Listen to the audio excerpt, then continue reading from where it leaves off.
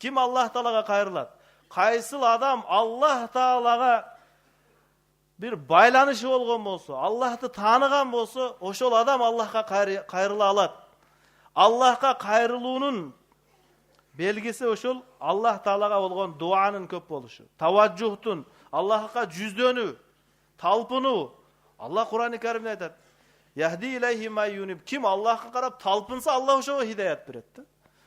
Hem Kuday buyursa de otura örgen adamga bir күн эле kokус özgörüp ketpeyt al. Talpını hareket kılуу. Allah'a bolgon biz taraptan hareket. Peygamberimiz aytып атат. Kaysı adam Allah Taalaga bir karış jakındagan bolsa, Allah'a bir çıkanak jakındayt. Kaysı adam bir çıkanak jakındasa bir kulaş jakındayt. Kaysı adam basıp gelse Allah Taalaga Allah'a çurkap barat deyt. Da barıp kelүү aytылып atkan жок. Allah Taala sizdin jasagan hareketinizden ekese жооп берет daima. Uşul ile hadistin, uşul ile sözün manisi Peygamberimiz hadiste aytат. Allah Taala hadisni kutsida aytып, "Bendem günöөлөрүң asman tirep kalsa dagı, maga baribir keçirip koyo berem" deyт. Sen jer tolu günөө menen kel, birok maga şirk kılba, men sen oşonço keçirim menen kütüp ala berem deyт. Maga baribir al. Kıyın emes maga deyт. Allah uşunday. Allah Taalaga kayrılуу. Adamdın Allah menen bolgon mamilesi, Allah menen bolgon baylanışının dengel, kölömün bilgisi kelse, anda al Allah'tın aldında kança turalat. Allah'a dua kılıp kança vakt turalas.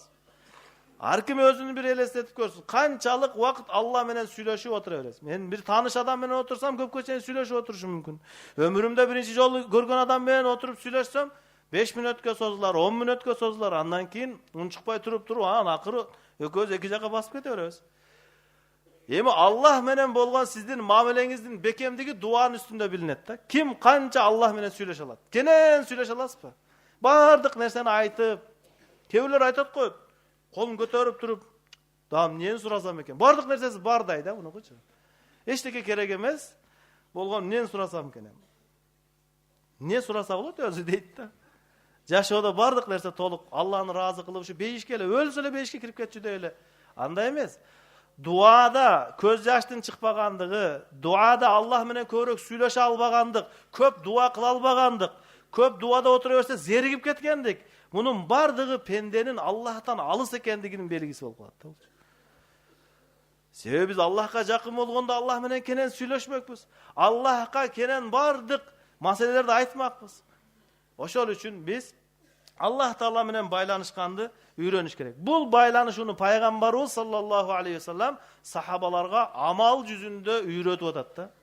Ayşe radıyallahu anhadan bir sahaba gelip sorap atat. Allah'ın elçisinin juwayısız siz.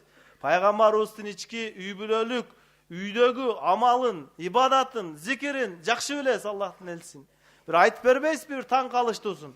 Ayşe radıyallahu anha karap turup andan keyin aytты. Bir jolu Peygamberimiz men üyüme geldi dedi. Peygamberimiz Ayşe radıyallahu anh'ın üyüne bir jolu geldi degendigi Peygamberimiz başka juwaylar menen tündördü bölüştürgön ele dagı Ayşe nebizin kezegi kelgende oşol üyge geldi. Anan biraz Ayşe nebizin aldında vakt ötkörgöndөн keyin Ayşe koy men barıp Rabbime ibadat kılayın dedi. Bul degen Ayşe nebizden ruhsat surap atkan jok. Peygamberimiz Ayşe radıyallahu anh'dan razıçılık alıp atat. Sebebi bul tün Ayşe radıyallahu anh'ın akısı ile. Birok Peygamberimiz sallallahu aleyhi ve sellem ibadatda kılgısı gelip atat. Ayşe nebiz uşunday uluu жооп berdi, uşunday bir salmaktуу söz aytты. Allah'ın elçisi, siz menin aldımda bolgonduňuzda jakşı göröm. Birok siz jakşı görgön nerseni da jakşı göröm dedi. Özünün aldında bolgonu jok, Allah'ın elçisi ketpeyle koyuңuz dese bolmok. Buga hukuku da var ele şariatda. Birok Peygamberimizin jakşı görgön nersesi, Peygamberimizin sүйүүsü Peygamberimizga jakkan nersen, özüne jakkan nerseden jogorу koyup atat. Ayşe radıyallahu anh aytат. Allah'ın elçisi, siz meni aldımda bolsoňuz maga jagat ele deyt. Birok sizge jakkan nerse dagı maga jagat. Anan Peygamber turdu, darat aldı, namazga girişti. Namazda turup Peygamberimiz sallallahu aleyhi ve sellem sakaldары su bolgongo çeyin eýledi. İbadatты Peygamberimiz Allah'a bolgon kayrıl, duaga kol kötörülelek. Birinci Allah menen bolgon süйлöşүү uşunday bolot. Sakaldары su bolup Peygamberimizin yüzün sıfattagan sahabalar aytат, Peygamberimizin sakalı koyu bolçu deyt. Peygamberimizin sakalı koyu ele, oşol koyu sakal su. Juğanda koyu sakaldı su jetkiriş kıyıdırak da özü. Koyu sakalga su jetkirgiçe o kirni keçen buyaka su şaşırap ketет da.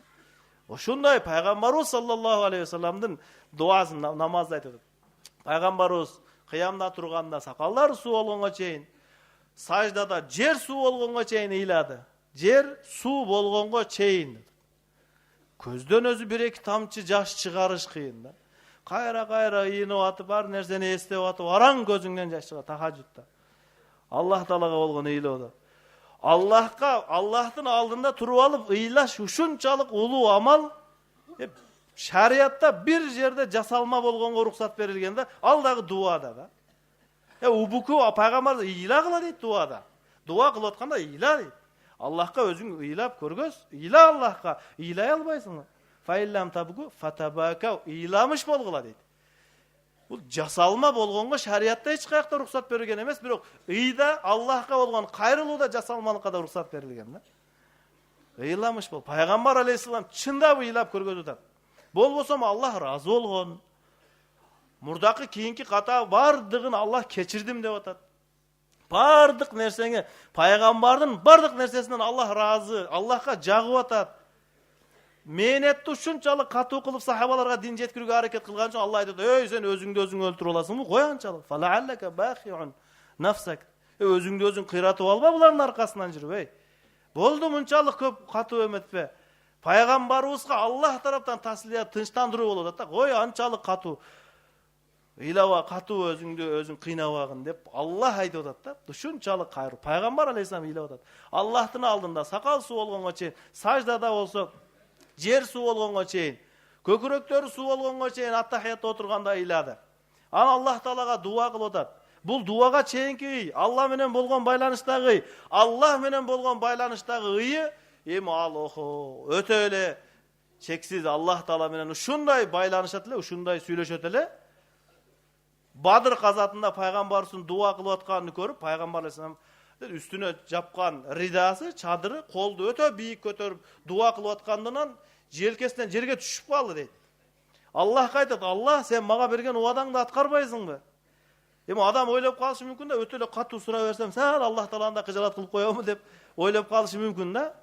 Пайгамбарыбыз айтат: "Эй, силер Аллах Тааланы эчтекеге мажбур кыла албайсыңар. Бул деген баягы ата баласына канча зордук кылса ал эркелик болуп эсептелет да."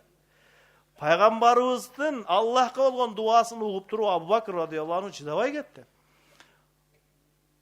"Кафака мунашадатука я Расулаллах, Аллахтын элчиси бул, Аллах Таалага кайра кайрылганыңыз болду, жетет.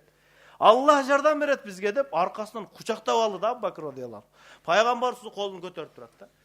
Бул жерде Аллахтын жардамына болгон ишенич алсыз болуп, Абу Бакр радыйаллаху анху күчтүү болуп кеткен жок. Кайсыл адам ушул ойго барса, туура эмес пикир. Абу Бакр радыйаллаху анху пайгамбарыбыздын Аллахка ушунчалык берилип дуа кылып аткандыгын көрүп, боороруп кетти да. Аллах жардам берет, Аллахнын элчиси. Аллахнын жардам бериши анык эле. Кур'ани Каримдин аяттары ал Аллах Тааланын сөзү, эзелки сөз. Аякта Бадыр казаты болору, Аллах асмандан миңдеген периштелер түшүрө, бардыгы анык болчу. Пайгамбарыбыз да ишенет Аллахтын жардамына. Бирок пайгамбарыбыз өзүнүн ый дуасы менен кайсыл жак пайгамбарыбызга жана сахабаларга кызыгыраак болуп атат, кайсыл жак керектүү болуп аткандыгын көрсөтүү болуп атат бияктачы. Эми жөн эле отура берсе да Аллахтын жардамы келет, ал баары бир анык нерсе. Бирок өзүңүз бир гам күйүтүңүздү көргөзүңүз, сизге эмне керек өзү? Кайсыл жак керек сизге? Аякта Бадыр казаты болуп атканда Абдулла бин Убай бин Салул да бар эле, карап турдум эмне болот экен. Бирок ыйлаган сахабалар, Аллахка кайрылгандар, алар артыкчылык алды Аллах Тааладан. Пайгамбарыбызды Абу Бакр радыйаллаху анху тынчтандырып атат. Бул жерде. Аллахтын элчиси Аллахтын жардамы келет деди. Аллах Тааладан аят түшүрдү да. "Эй, мен силер мага ушунча кайрылганыңар, мен силерге миңдеген периштелерди түшүрүп берсем жетишпейби" деди. Асмандан периштелер менен биз параллель жашайбыз. Бири-бирибизге көрүнбөйбүз биз. Биздин денебиз башка, периштелер башкача, көрүнбөйт. Адамдын көзү, мүнөзү, жөндөмү жетпейт периштени көргөнгө. Бирок Аллах Таала аламдын системасын өзгөртүп периштелерди көзгө көрүнө турган кылып койду да. Селде байлаган акыбалда аттары менен түшүп келди. Сахаба риваят кылат, душман менен беттешкен маалда эми артымдан бир үн чыкты. Аллахтын душмандары кор болгула деп бир үн чыкты. Камчынын үнү чыкты, уна атка урулган. Аны артымды карадым, карасам бирөө турат. Алдımda bir düşman turgan bolчу. Kayra düşmanды karasam al jerde жатат дейт. Периштелер ушундай кылган. Аллах Таала кайсыл мүчөлөрүн bir zapkı berүүгө Аллах Таала периштелерге муну да дайындап берген болчу да. Аллахтын жардамы келди. Абал өзгөрдү. Мушриктер, düşmanларды Аллах өзү кыйратты. Пайгамбарыбыз айткандай. Аллах Таала насара абдаху, пайгамбар Аллах Таала өзүнүн пендесине жардам берди. Аллахтын жардамы келди. Болгон бул жерде эмне болду? Ким ыйласа ийгиликке жетти? Карап отургандар ошо карап отурган бойдон калып кетти да. Карап отургандар, барбай койгондор, эки жүздүүлөр айтты, бара берсек болмок экен депчи. Ушулар менен болгонубузда. Зыян болсо айтат, жакшы ушул жакта болбойт мына, мында тынч эле жүрө бергеним жакшы болуптур деп ушинтип отурушт. Пайгамбарыбыздын сахабалары эрдик көрсөттү. Пайгамбарыбыздын дуасы.